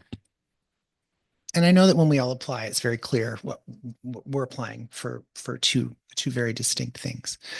Okay, I see no other lights on. So what we're going to do is we're going to do section 7, and then that'll bring us to about 8 o'clock, and that'll give us a chance to photocopy something for Guido, and everyone can have a bathroom break and all that stuff at 8, if that's okay with everyone. But we will move on to business arising from the public information meetings from April 2nd, 2025. 7.1 of development agreement for Upper Old Walton Road, and Will, I think, is going to discuss this one for us. Thank you, Chair. So this application is about a development agreement application, which asking council to consider permitting a motor vehicle repair and service business by development agreement in the Upper Burlington area.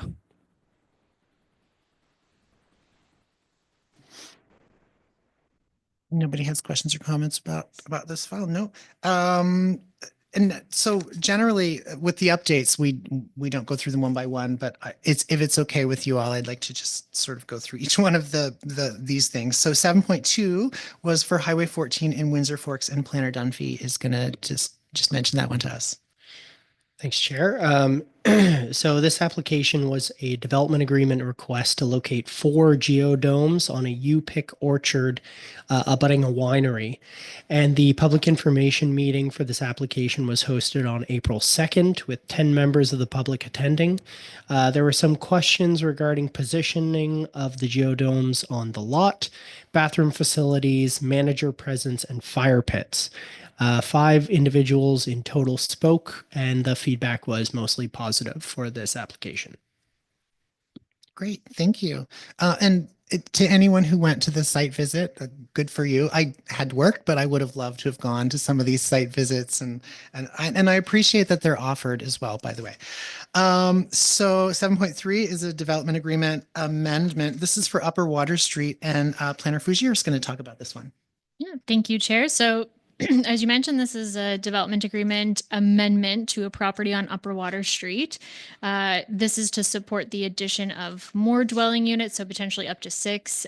Currently, the development agreement speaks to 4. It also looks at updating parking, building design, and permitted commercial uses on the main floor. So this was also held in the same night as the other 2 files, and it was a well-attended meeting, and many folks came out to support their fellow community members and developers. So yeah, it was a great and productive meeting.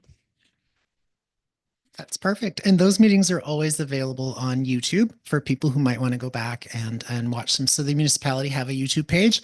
If you favorite it, then you can just sort of go to subscriptions and check out past meetings and all that stuff. And I'm just stalling until it says it's almost 8 o'clock, which it is. We're all going to have a break, everybody, for about 10 minutes. So go use the washroom, find a cup of coffee or something, and relax. Thanks, everyone.